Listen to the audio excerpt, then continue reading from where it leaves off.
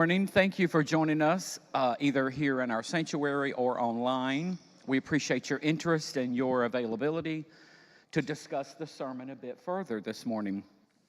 So I have Dr. Boswell with us, who preached on the text of Mark 13. Let's dive right in. Let me just I'll ask a question just to kind of get you going so that I can organize. We got a handful of questions, so I want to be able to read through them. Can you set us up a bit more? I think I was struck with when I began reading the text and one of the disciples came out, and I imagined him being excited, like, look at this beautiful city, look at that gorgeous building. And we sometimes do that here. And so I can imagine after hearing Jesus' response, one day this will be torn to the ground. I mean, that must have ensued incredible anxiety. It would me. Again, just imagining someone really excited, feeling, I don't know, pride, feeling perhaps ignorant, feeling maybe arrogant. Can you just sort of set that up a little bit more as I read through the questions? Oh, sure. Absolutely.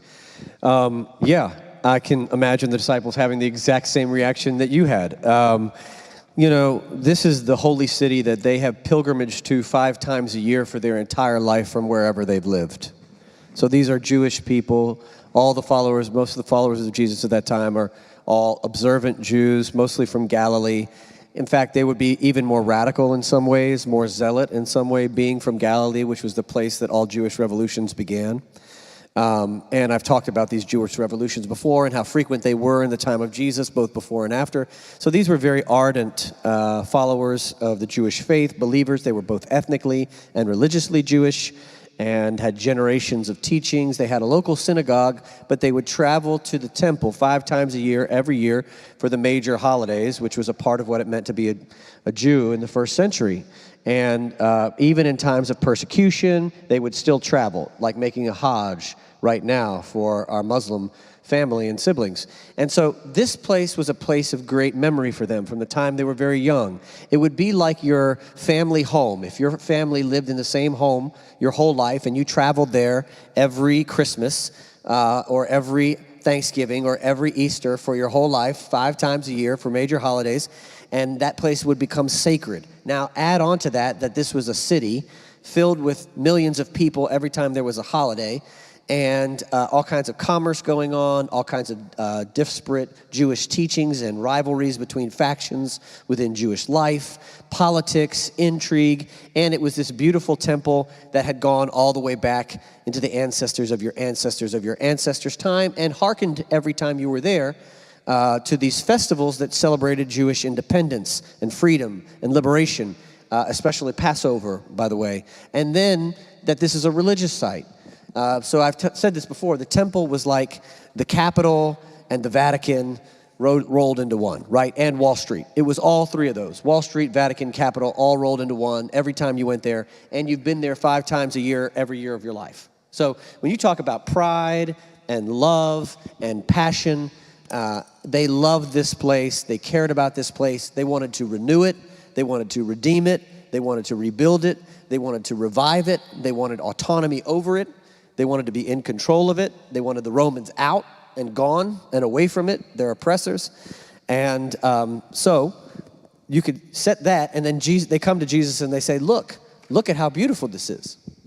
Look at how gorgeous this, look how big those bricks are. And he's like, they're all going to be destroyed. Not only that, every stone. In the Greek, there's more emphasis on this. This is just not like he says, every single stone upon stone will be torn to the ground. So what is he trying to say? I think he's prophesying the temple's destruction. We believe, and many scholars believe, this is an original saying of Jesus, not something that was added. But you also have to imagine, which I tried to do during the sermon, this is 69 AD when this is published. In 69 AD, the temple had already been attacked, but not destroyed. And the zealots were calling everybody to join them in a fight to defend the temple against the Romans, who are waiting, to solve their civil war and crown Vespasian and send Titus. And you have this gap where the Gospel of Mark is written right in the middle of the war, as I mentioned in my sermon. And in the middle of that, Mark uses these words from Jesus for a very particular purpose, basically to say, your activities, the zealots at this point, as he's talking to, of trying to save the temple are futile.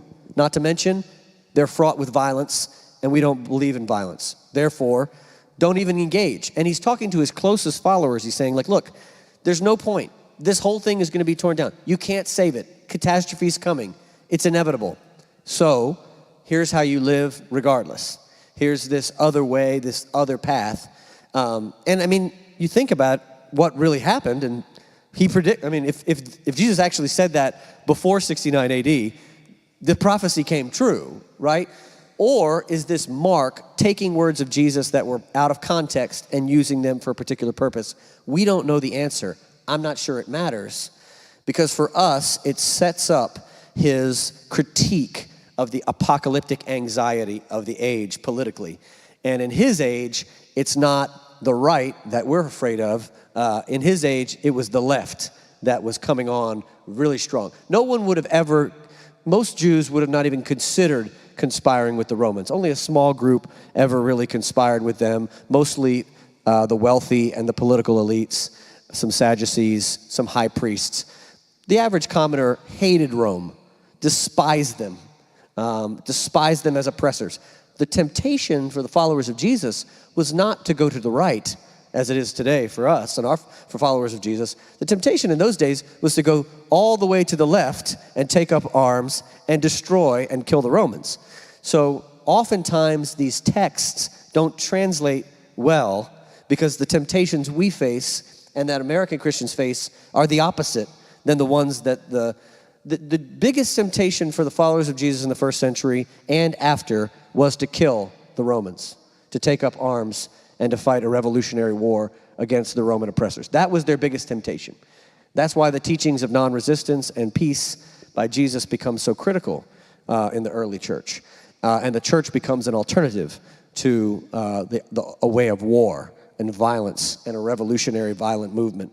So, yes, so I think the disciples would have been terribly upset. I think they would have come to Jesus in private. It's a really interesting pattern that happens throughout the Bible, particularly in the Gospels. Whenever the disciples hear a teaching from Jesus in the crowd that's like too harsh, they don't interrupt him in the crowd. They let the crowd just deal with it, and then they grab him in private, right? It's like his private advisors. And they say, hey, just checking in. Did you have your breakfast? Are you okay? Did you just tell people that the whole temple was going to be destroyed? How do you think that made them feel? And then so Jesus says to them, when they come to him and saying, okay, if that's going to happen, tell us when and give us a sign, right? And I find this to be very interesting because I feel like that's where we all are right now in America. Right, left, middle, it doesn't matter. We're all like, is it the end of democracy? Are we already there? Is it coming later? Is it coming November 5th? Is it coming after? Is it if one of them wins? Is it going to happen either way? If one wins, one loses. Are we even going to get there with the same candidates that we have now? Does it matter because the Supreme Court is already going to have rulings that are going to last for the next 50 years that are pretty horrible already, and our lives are going to be terrible regardless of who's going to be president? I mean, these are the things that we're asking. Has it come? Will it come? When will it happen? What are the signs? What do we do? And so I was trying to get us to wrestle with those in relationship to Jesus saying, basically, it's not the end. Beware of people trying to lead you astray into violence who think it's the end. And here's some other things that you should do. Watch, pray, preach, keep doing the things that I've taught you. Right. I think you touched on it a bit, but I like how this person wrote this question specifically and said, how do we work with what seems like two different gods, a right God and a left God? Well, first, I think the best way to approach that question, just to say, God doesn't conform to our understanding of politics. God transcends our political ideologies, left and right. God transcends American ideology. God transcends the whole earth and all of its thinking. So to imagine that God is right or left. Now, what we have are pictures of a right-left God. And I think that's what was so troubling for the disciples in the first century. They have the Romans saying, we're the most powerful and your gods mean nothing and we're killing you. If your gods were great, why wouldn't they stop us? And then they have the zealots saying, oh yeah, our God is fighting for us to restore the Davidic monarchy, to reclaim autonomy over Jerusalem, to fight against these dirty Roman oppressors, and let's kill them, God's on our side, right? It's always God's on our side. And then Jesus is like saying, basically, neither of you have God on your side, and violence is never godly. And this is, God's the same as God always has been, and God's not calling you to either one of these things. So I think I would just say, like, when people are invoking God for their particular individual cause, particularly if it is a cause that is leading to violence, we should be extremely suspicious of that and probably critique that. That is the literal definition of taking God's name in vain. When I was a child, my mother said that every time I cursed, even when I didn't say GD, that I was taking the Lord's name in vain because I was raised in that kind of household.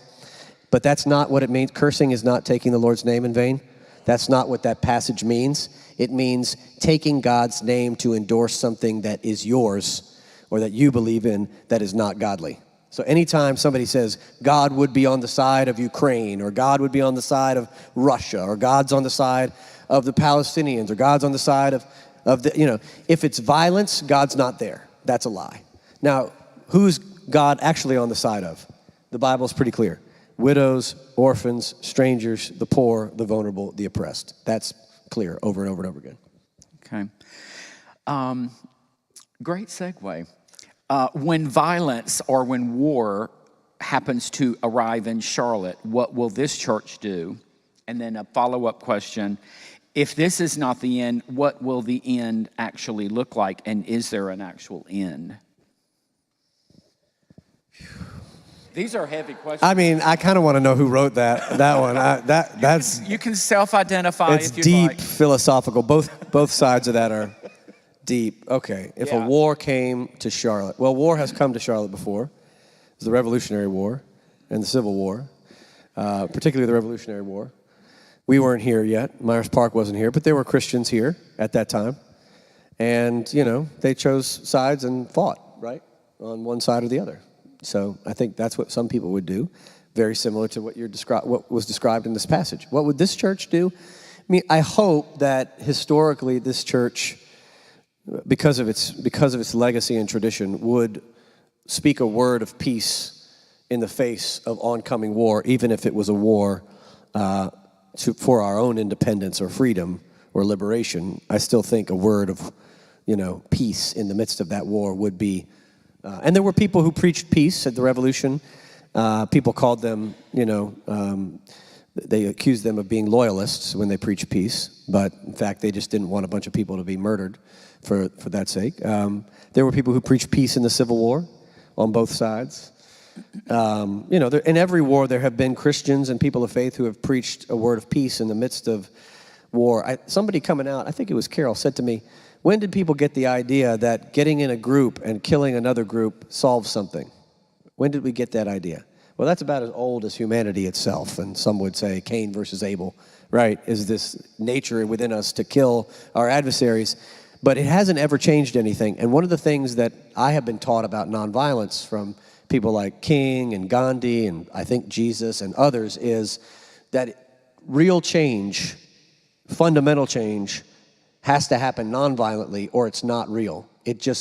Anything that's violent is just superficial change.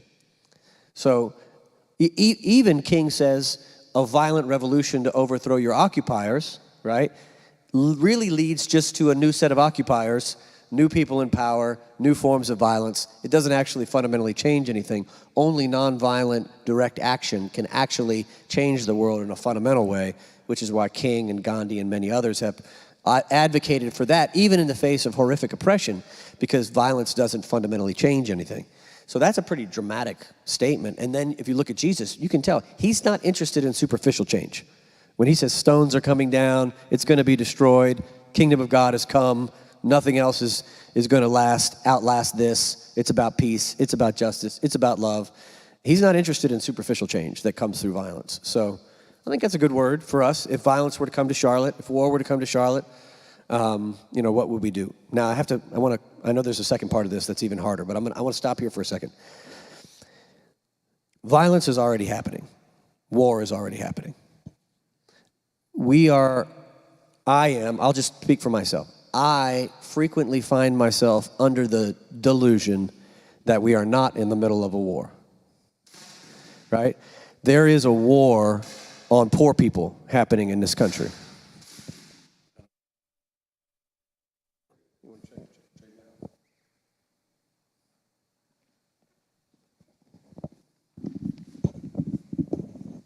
Okay, thanks, Kevin.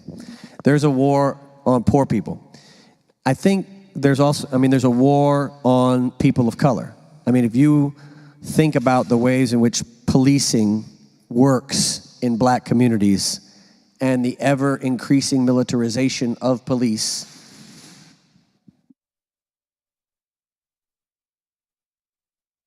Anyway, they turned me off here. What's that? Okay, yeah. I think it's very easy for us to imagine there's not a war happening, because if we're not living in poor and impoverished or minority communities that are being overly policed, we don't feel the war. So we live in our world and we don't feel the violence. Also, think about this. The end of Roe was violence toward women in America. You might not feel it if you're not, a sexually active 20-year-old, but all women, right? And not just women. But there is violence happening through policy. And we often don't talk about policy as violence, but in fact it is violent. Policy does create violent outcomes for people, harsh outcomes for people, lives that are destroyed. And we often think of policy as kind of neutral or bloodless, but it's not. It has very bloody consequences. So that's how I think about it. We can try to imagine we're not in a war, but we are, in fact, in a war. We may just not be. We're kind of like in a place where we don't feel the effects of the war. It's almost like the war comes to Kings Mountain, but we're in Monroe, and so we never feel the war. But the war is happening all around us.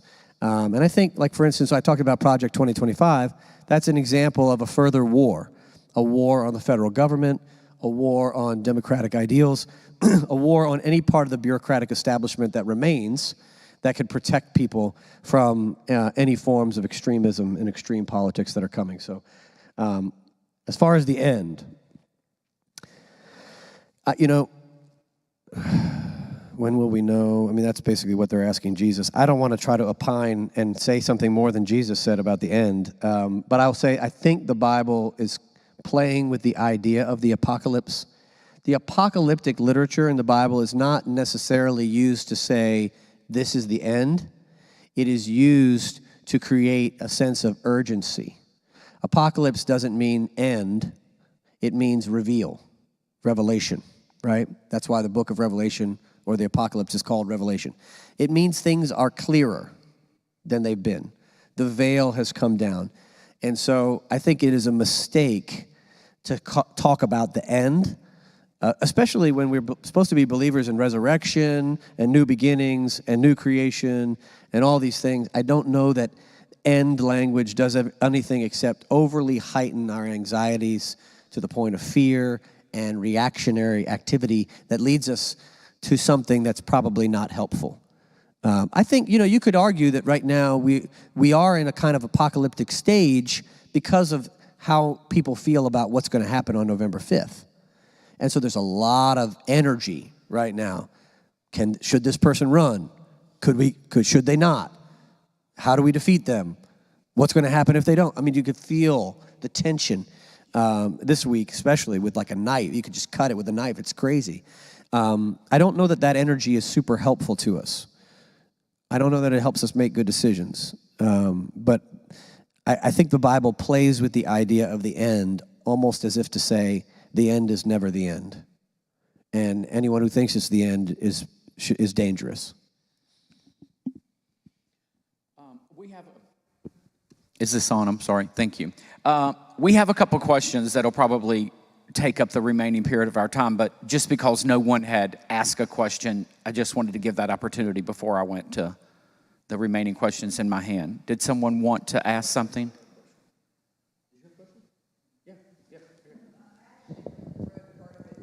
Yes. Do you want me to ask? Do it. Go, ask it. Yes. Oh, okay. Well, first of all, I wanted to thank you for the sermon today. I found it very inspiring and very optimistic. With that said, if you don't mind, I just wanted to read this real quick. This is by Rumi. Every contradiction is naturally followed by an expansion. Every time you feel your heart shrivel, be confident that it will blossom in return.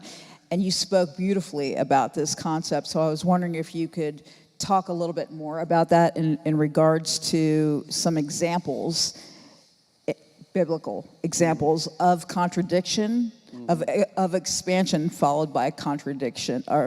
Yes, I guess that's the best way I can articulate that. Yeah. I love that Oh, question. that's beautiful. Yeah. I think what you laid out is also really interesting as a philosophical idea. So Hegel famously has this concept of thesis and then an antithesis, right, that comes out of it. So you have like these two competing ideas, and then out of it comes a new idea that is better than the other two, right? And it happens as a natural process of philosophical thought. You know, I say this, Kevin says that, and out of it we come up with a new idea, right? Thesis, antithesis, new idea, right? So that's also like a spiritual concept. We have these kind of warring, opposing concepts, ideas, politics, philosophies, and when put into tension with each other, I think so long as that does not lead to violence, out of that can come and emerge a better idea for all people. You know, it just doesn't really happen that often, and people are not heightened in their consciousness, I think, enough right now in America to allow that process to occur. I also think there's a lot of really, really bad ideas that are not really thesis or antithesis. They're just violence. And we like to play with them like they're legitimate, right? Hurting people is not a legitimate idea for the future, right? I don't think. But, so we can't consider that thesis, antithesis. It's not like, I think we should care for poor people. I think all poor people should be oppressed. Now we get a new idea. No, it can't work that way. It has to be two good ideas that are both humane and constructive for the sake of the world that come in conflict with each other as contradictions. I'd say biblically, you know, for instance, almost all theological concepts start with a paradox or a contradiction that leads to a mystery that we have to hold in tension with each other. And there's something really beautiful. So for instance, Christ being fully human, fully divine. You don't have to buy that, but theologically, the beauty of it is 100% human, 100% divine. Not 50% human, 50% divine, 100% human, 100% divine. It's a contradiction. It doesn't happen in humanity, and yet this is what we have been led to believe about Jesus forever. So we have to leave it at mystery. We can't know how is someone fully human and fully divine. We don't know. And so we hold the paradox in tension, and we gravitate into the mystery of the contradiction itself. I think there's a lot of things like Trinity, for instance, 3 in 1, 1 in 3. That's, again, it's a contradiction, it's a paradox, it's not resolved, it leads to mystery. We hold the mystery. And so often we want to resolve it. We want to make the mystery make sense. We want to explain it. My daughter, this is so ironic, she's on TikTok all the time, and we're in the car, and she pulls up this TikTok of a guy, pastor, arguing for the existence of God. This is why God exists. And she hands it over to me, and she says, "Isn't this cool, Dad? This guy is arguing really convincingly that God exists." And and she thinks, you know, he's a pastor. My dad's a pastor. He's going to like this video. He's going to think this is great. And I'm like, no, I think that's trash. And she's like, what are you talking about? This is amazing. This guy is really making a good argument that, you know, God is the cause of all causes. At the end, there has to be an original thing that creates everything that comes after it. It's these great old philosophical arguments for the existence of God, and I'm like, no, this is trash. You can't. There's no way to argue that God exists. You have to have faith. There's no actual rational, there's no evidence. There's no way to know. And people who do this, they're just wasting their time. I wish he was trying to argue that people should care about love or peace or the poor. That would be much more fun, much more interesting. But instead he's spending all his time trying to convince people that God exists. And what does it do if he makes one person agree? What happens? If they don't know what that means for their life, who cares that they believe in a divine power? That does nothing. It changes nothing. And it sounds like he was just really excited that he had figured it out. And he had figured it out. Yeah, I'm the guy. I figured this out. And so she was just, baffled by that. But I think it's not for us to try to spend all of our time trying to argue about the existence of God. I think, but living in the mystery is hard. Living in the contradictions is hard. But I think living in those mysteries and holding on to the mystery and holding on to the contradictions and the paradoxes is part of what it means to live a full and mature and healthy spiritual life. And that absolutes, right, that are not, I think, human absolutes. I wouldn't say there's no absolutes, but things that are absolute that are not like humane and about humanity, I think I very much distrust them. In Star Wars, they say only a Sith deals in absolutes, right? Only a Sith deals in black and white thinking. And so I want to try to avoid Sith-like philosophy. And then at the same time, I do think that the Bible has some pretty clear absolutes, like God cares about the poor. And I think there's a reason that that's an absolute, right?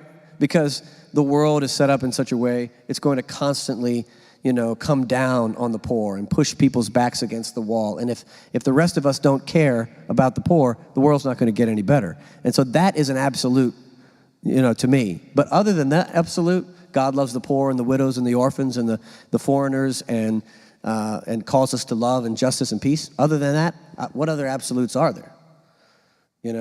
Trinity can be thought of 1,000 ways. Christology can be thought of 1,000 ways. And so I think we have to leave some of that to mystery.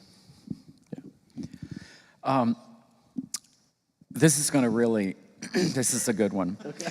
I think what I wanted to do, I want to address this question, and then the final two questions I want to kind of combine because they're both about sort of hope and how do we proceed.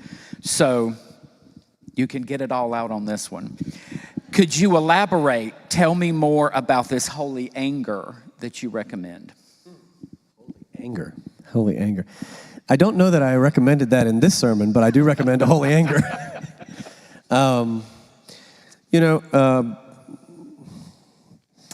There's a quote from Baldwin, who many of you know. I love Baldwin, who says, "To be black in America is to be enraged at all times." And I think that for me, that means that to be white in America, if I am going to be responsible for my whiteness and the privilege that it has afforded me, that I should also be enraged at all times. But I'm not, because of how much privilege and power whiteness affords me in American life. There is a holy rage that is needed against injustice. It's not the kind of rage you see from someone who is violently hurting or violently lashing out. It is a rage that wells up like a fire in our bones to change the world. And I think that's holy. And we need to own that, and we need to tend to that fire, because we do live in a moment of great difficulty that seems to be contracting more and more. Whether that is leading us to the end or something new, I don't know exactly. That's part of the mystery we have to hold. But we do need to tend to that holy rage. I think that's what makes us human. Anger comes when we feel threatened. And there are certain reasons to feel threatened right now. And I think if you're poor or a woman or a minority in America right now, you should feel threatened, and you should feel anger about why you're feeling threatened. I think that's natural. I think to deny that emotional experience would be inhuman. And I think people who say, stop being so angry, I think that's just not helpful. Let people be with their emotions, feel their emotions. What I tried to call people to in this sermon was a watchfulness and a kind of reminder of our call to preach. Now, you don't have to be a preacher to preach. That's really important about the Bible. Jesus calls everybody to spread the good news. But how you do that is very different. It doesn't have to be with words. It can be with music. It can be with love. It can be with hospitality. It can be with your money and your resources. There are many, many ways to spread the good news of love and justice and peace in the world. And Jesus is saying, even in the midst of this dark moment, keep doing what I told you to do. Keep spreading love and peace. This moment does not absolve you of the task that I called you to. In fact, even more so, in times of trial and tribulation and struggle, get back to the work, even more so, of love and justice and peace, and spreading that message over and over again and around as far as you can. That you have to keep doing, and do it even more in times of darkness and times that are bleak. And then there's also this call to watchfulness. It's amazing how this is a through line throughout the Gospels, from the parables that Jesus tells about keeping watch, the person at the door at midnight, and all these the thief that comes. You have to be on guard. You have to be watching. You have to beware. You have to be vigilant. And then Garden of Gethsemane, right? The trial narrative, the passion becomes this like play, a drama about watchfulness. The disciples keep falling asleep, which is crazy. Like they're literally about to watch Jesus get arrested. Maybe they had too much wine. But, they're literally about to watch Jesus get arrested under the cover of darkness and get in a fight with the chief priest's army and police force, and they're falling asleep. It's comical. It's supposed to be comical. It's ridiculous because it's a play. It's a metaphor about the fact that we're all asleep, like, what's the Rip Van Winkle, who sleeps through the revolution, right? King has a whole sermon on this. That's what's going on in Gethsemane. They're sleeping through the revolution. They're literally sleeping through Jesus about to be arrested, tried, and executed. And they're asleep. And what's the point? He's saying all of us are asleep. All of us are asleep in the midst of the revolution of our own lives. And so we have to wake up. We have to wake up and get on guard and be on watch and be vigilant. And watchfulness is not just a call to be hyper reading your newspaper every day. Like hyper on MSNBC at night. And hyper vigilant about what the latest palace intrigue is. That's not even really news, right? Like that's not data. That's a performance created for you by producers who want to share with you the news as TV. That's what that is. Or even the Times and the Post, all of that is also, the fine line between all of that and propaganda is like this thin and getting thin by the day, right? Gaza, case in point. Right? Look at how the Times reported on Gaza. So you can't even really trust all that. And being hypervigilant about that isn't actually what Jesus is calling us to. It's actually being hypervigilant in the midst of the world that we live in. Being on watch means, I try to say in the sermon, being like a sentinel. Being on watch means being a vessel of light in the midst of a dark world. Right? Continuing to be vigilant for signs out there of people who are hurting that you can be helpful with, that you can do something for, something that our church could do in the world that would be a beacon of light in a bleak moment. Be on watch, be on guard, be vigilant. The other thing is be vigilant, he's saying constantly in these Gospels, so that you don't get led astray by these groups, Zealots, Pharisees, Sadducees, Essenes, etc., who are trying to get you to get engaged in one of these wrong-headed pursuits, like violently defending the temple, for instance, like in this text, or withdrawing out to the desert and hiding, like the Essenes did, and not staying in the fight. Do you think we're not tempted by that? How many in here have thought about moving to a different country for the last 8 years? So yeah, exactly. Come on, let's be honest. Be honest about it. Some of you were saying to yourselves, if I actually had the money, I really wouldn't be here already. I would already be gone. Or if I didn't have the family obligations, or if I didn't, and some of you, I know it's because you love the church so much. That's why you haven't left yet. So thank you. Thank you so much. But I really think that there is this temptation to get out. And that's not wrong necessarily, but it's one of the options Jesus denies. And then there's this temptation to fight violently. Zealots, right? But that's also one of the options Jesus rejects. Then there's let's collaborate with Rome. That's one of the options that Jesus rejects. Then there's let's just focus really hard on religious regulation and law. That's the Pharisees. Jesus rejects it. There's a different option. Jesus' option is a rejection of these other options and a pursuit of something much more different, living in but not of the world in the midst of the bleakness as a witness and a vessel of light and love and peace and joy and grace and mercy and forgiveness, and I could go on with all the words. You know them. It's just really, really hard for us to remember how to do that when every day we wake up to some fresh hell that has been created for us and wonder, is this the end? And so I think Jesus is giving us this word. It's not the end. It's still time for preaching, spreading the good news, and it's still time for watching and being vigilant and not being led astray. You touched on this, but is Eva still here? Eva Bender? Oh, she asked this really great question, and you did touch upon it, but I want to read her question and let you maybe see if there's some blanks you can fill in. The far right does an excellent job of painting a picture of their vision of the future. How can we on the left go beyond a general call for a new beginning and cast our own vision of a shared future that inspires people to peacefully persevere until that dream has realized? What a question. Yeah, amazing question. great question. Thank you. Fantastic question. I feel like you had a bug in my house last night as my wife and I were arguing about this sermon and whether or not I should say at the end to go vote or not, because I did not have it originally in my sermon, but I added it at her request. I'm frustrated. I mean, I got to tell you, I'm pretty frustrated. It's really hard to be a person who's left-leaning in a moment when you see the right so well organized, who likes organization and wants to make a change in the world. They're very organized on the right. They know exactly what they want to do. They have written it down. They put it in a book, and they showed it to you. That's how confident they are that they're going to do it to you. It's like somebody who's like a great wide receiver telling you, I'm getting ready to run a fly route to their opponent right before they run it. I'm getting ready to run a fly route. I'm still going to catch it. That's how good I am. That's embarrassing. We're in an embarrassing situation. And on the left, there's no roadmap. There's no plan. There's no Project 2025. There's nothing. And so, we got into this kind of circular argument last night about, yes, of course we're all supposed to vote, right? And that's like the we have to do that. That's the basic thing we all have to do, right? And I know there are some that are not going to vote. So if you're one of those people who are wondering, should I vote? Oh my God, please vote, right? Like vote. This is the time. If you don't vote, time to vote, right? So please vote. This is it's a necessity, but it's the bottom line, basic thing to do. There's so much more beyond voting that has to be done.